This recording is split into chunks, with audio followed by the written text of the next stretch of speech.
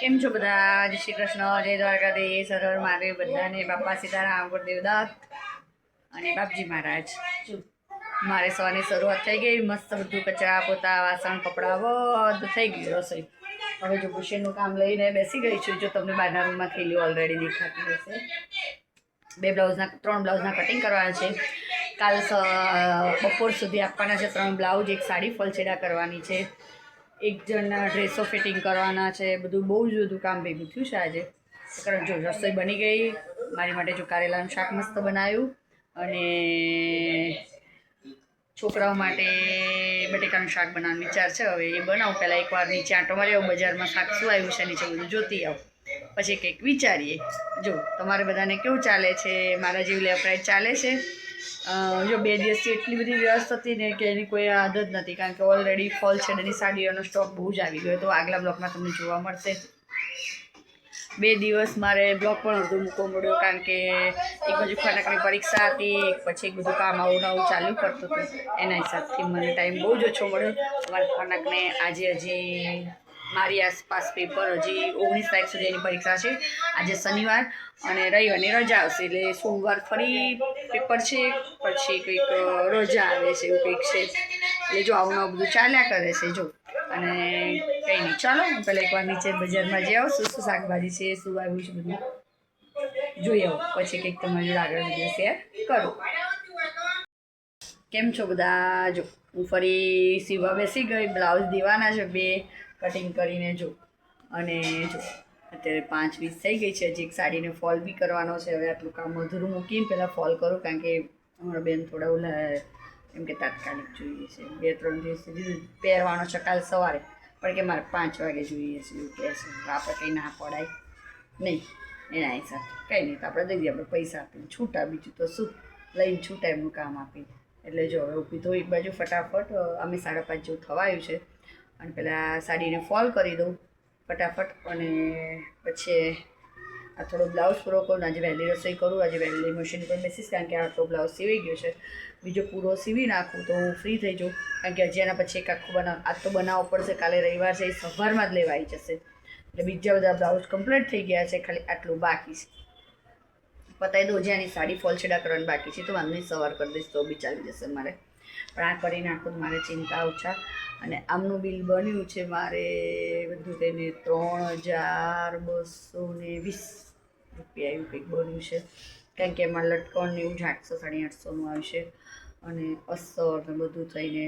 અસ્તર તો મારા ગણવાના હોય એટલે એમના પૈસા ગણવાના ના હોય. પણ એક બ્લાઉઝ ઓર્ગેનાઇઝ નહોતો એટલે એમાં બટરકટ લગાવવું જરૂરી હતું. અસ્તર નાખીને બનાવવાનું તો એમાં 3 અસ્તરવાળા થયા એટલે એનો થોડો ભાવ એમનો હાઈ થઈ જશે ને એનું બી અસ્તરનું બી મારામાં ગણવાનું છે. એટલે આવી રીતના ચાલે છે. જો બધાને ચા પાણી કરવા હોય તો મોસ્ટ વેલકમ છે, આવી જાઓ. અને હજી મારે બ્યુટિક જવાનું છે કામ દેવા, એટલે હું ફટાફટ પહેલાં સાડી ફોલ કરી દઉં અને પછી બ્યુટિક જઈ આવું. એટલે હું 6-6:30 સુધી ઘરમાં એન્ટર થઉં, ફટાફટ રસોઈ બનાવી નાખું. કારણ કે સાંજ પડે રસોઈ બનાવવાનો બહુ જ કંટાળો આવે છે મને. અંધારું થઈ જાય એટલે કંઈ હુજતું જ નથી એમ કહીએ ને તો ચાલે. એટલે જો બધું આવું ચાલી રહ્યું છે. અને કાલ તો ખનકબેનને રજા એટલે મારે બી શાંતિ.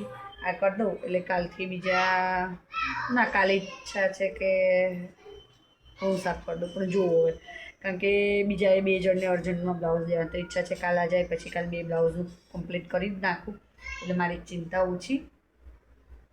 અને સોમવાર મંગળવાર તો ફરી ઘઉં 2 કટ્ટા રહી ગયા છે, બાકી છે. કારણ કે પેલા દિવેલવાળા ઘઉં નાખ્યા સહેજ ઉતરે ને પછી કટ્ટા નાખવું એવી ઈચ્છા હતી. અને એક કટ્ટું ચારવાનું નથી, એમને મકબંધ રાખવાનું છે એટલે જો એવી રીતના મૂકી રાખ્યું છે. અને બ્યુટિક બી જવાનું છે. શાકભાજી સવાર લઈ લીધું છે. ગવાર બટેકાનું શાક બનાવવાનું વિચાર છે. પછી ના, ભીંડો પડ્યો, જો ભીંડો બી પડ્યો છે. આજ તો મેં સવાર કારેલાનું શાક બનાવ્યું હતું અને થોડા કારેલા બી પડ્યા છે એટલે ભીંડાનું શાક કરી જ નાખવું. હવે ખીચડી, ભાખરી, દૂધ. અમારે સાંજનું ભાણું આ જ હોય છે વધારે પડતું એના હિસાબથી. કંઈ નહીં, ચલો હું ફટાફટ બ્યુટિક જઈ આવું, એક સાડીને ફોલ કરી લઉં, પછી તમને ફરી આગળ વિડીયોમાં શું શું કર્યું તમારી જોડે ચોક્કસ શેર કરું છું. કેમ છો? જો બધા રસોઈ પાણી થઈ ગયા, મારે પણ થઈ ગયા. જો મેં ભીંડા બટેકાનું શાક બનાવ્યું, વઘારેલી ખીચડી, દૂધ, છાશ. જેને છાશ ખાવી એ છાશ, જેને દૂધ ખાવું એ દૂધ. રસોઈ થઈ ગયા. આજે મારે બહુ લેટ થઈ ગયું, 9 વાગી ગયા.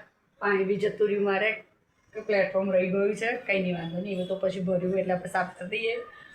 આવું બધું ચાલે છે. જો તમે બધા રસોઈ પાણી થઈ ગઈ તો તમે બધા ફ્રી થઈ ગયા છો. હું તો નથી થઈ શકતી. એનું કારણ છે મારે સીવવાનું હોય છે.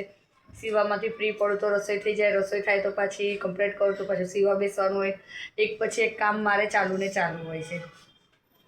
એવું છે.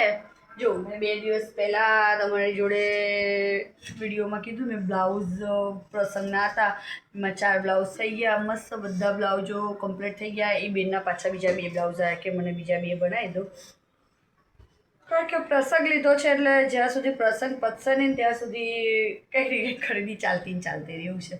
એટલે એમને ફરી 2 બ્લાઉઝ સીવડાયા. હવે એમનો એક અડધો બ્લાઉઝ અત્યારે બની ગયો, એક હજી 9 વાગે મારે જમવાનું બાકી છે. 10 વાગતા ફ્રી થવું એટલે બેસીશ તો 12 વાગ્યા સુધી બેસીશ. જે મેં અત્યારે શરૂઆત કરી દીધી છે એ બી પૂરો કરી દઉં ફટાફટ, અને બીજો જોડે અડધો કરી દઉં. અને શું કરીશ, સવારમાં વહેલી જ ઉઠું છું. અમે 5:30 પોણા 6 મારે ઘેર 6:30 પોણા 6 ઉઠીને બધું ઝાપડ ઝૂપડથી માંડી કચરા બધું કમ્પ્લીટ પાણી આવતા હું પતાવી દઉં. બધું પાણી પહેલાંનું હું બધું જ કામ પતાવી દઉં છું.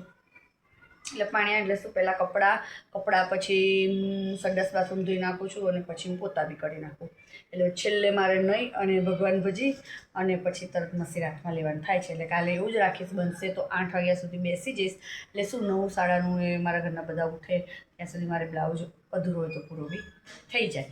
એટલે જો મેં આવી રીતના એડજસ્ટ કર્યું. આવી રીતના રોજ મારું કામ આટલા વર્ષથી ઓછામાં ઓછા 15 વર્ષથી તો એડજસ્ટ કરું જ છું. આવી રીતના 10 વર્ષ થયા મને અહીંયા રહેવા આવ્યા. અને સીવવાનું તો હું 17 વર્ષથી કરું છું.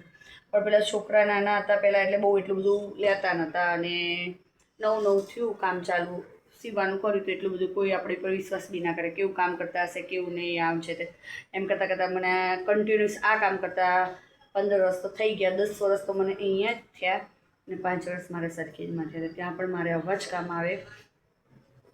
ત્યાં તો મારે 2 તહેવાર કરવા પડતા હતા, દિવાળીને ઈદ બેવ.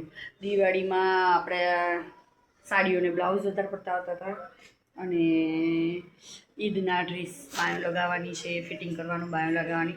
ત્યાં મારે છોકરાઓ બધા દુકાનના કાંઈ ઓળખે ને એટલે આખી રાત એમને પણ આપણી જેમ દુકાનો ચાલુ, એટલે ફિટિંગ કરી દેશો. રાત્રે 2 વાગે બી આવે, 3 વાગે બી આવે, એવી રીતના આવી જાય એટલે મારે કરી જવું પડે. અને કરતા હતા પણ ખરા. અને અહીંયા પણ 10 વર્ષ થઈ ગયા અને 10 વર્ષે આ કામ કન્ટિન્યુઅસ ચાલુ જ છે. તો એ છેલ્લા 2 વર્ષથી તો મેં બહુ જ ઓછું કામ કર્યું. નહીતર મારે બેસતો સવાર બ્લાઉઝ 6 વાગે હું મશીન ઉપરથી ઊભી થઉં અને પછી 6 વાગ્યા પછી મુહૂર્તમાં હું મારો બ્લાઉઝ કરું અને પછી સાડી પહેરતી. પણ બહુ જ ઓછું કર્યું કામ, કારણ કે નથી થતું. તો બી કાયમના ગ્રાહક છે જ, ને એટલું જ કામ આવે. પણ બહુ શાંતિથી આપું છું. મેં 5 દિવસની બોલી કરી તો હું 10 દિવસ આપી શકું છું, કારણ કે મારાથી નહીં થતું કામ અને કાયમના ગ્રાહક બાંધેલા છે એટલે આપણે ના બી નહીં પડાતું. પૂરું ફિટિંગ ફાઈ ગયું હોય એટલે 200 300 સિલાઈ આપે એટલે બગાડે કામ બધા, એવું બી થાય ને લોકોને. એટલે આપણે કરી આપવું પડે. કંઈ નહીં, જો મારે જમવાનું બાકી છે, ફટાફટ જમી લઉં પછી તમારી જોડે ચોક્કસ શેર કરું કે મેં કયા 4 બ્લાઉઝ બનાવ્યા અને કયા 2 બાકી છે. એ તમારી જોડે ચોક્કસ વિડીયોમાં શેર કરું છું. કેમ છો? જમી કરીએ બહાર. આજે બહુ જ ગરમીનું વાતાવરણ લાગે છે. ઘડીક બહાર બેઠા, હજી મશીન ઉપર સીવવાનું બાકી છે. જમી કરીને જા નીકળ્યા બહાર. જો મારો મશીન પણ આવી ગયો છે, એને ભરવાનું જોર પણ એટલે મારી જોડે રહ્યો છે ના દીકરા. અને બીજું મારું કાર્ટૂન જો બતાવો તમને, બીજું મારું કાર્ટૂન વળના વાંદરા ઉતારી રહ્યું છે. જોઈ લો, એને જવું છે નીચે પણ જવા દેતી હું નથી, એટલે જો લમણા લઈ રહી છે. નીચે જવું થોડી વાર થઈને પાછું યાદ આવી જાય, નીચે જવું આવું કરે છે. જો તમારે જોઈ લો છે ને.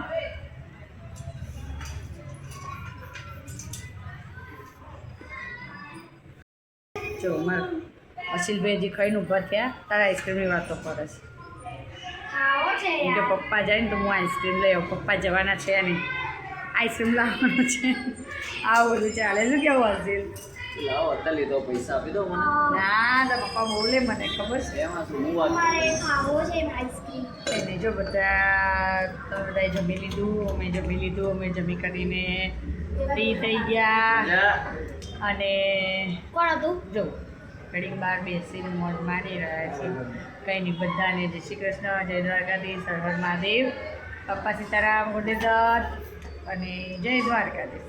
મારી ચેનલને લાઈક કરજો, શેર કરજો, સબસ્ક્રાઈબ કરજો, બેલ આઇકન દબાવવાનું ભૂલતા નહીં. અવારનવાર આવા વિડીયો તમને જોવા મળે. મારા વિડીયો બધા ઘરના જ આવશે, બહારના બહુ ઓછા આવશે. પણ મારા છોકરાની પરીક્ષા ચાલે છે. કાલે નવી સવાર નવા બ્લોગ સાથે ફરી મળીએ. હર હર મહાદેવ. હસીલ હર હર મહાદેવ. હનક જય દ્વારકાધીશ. જય દ્વારકાધીશ.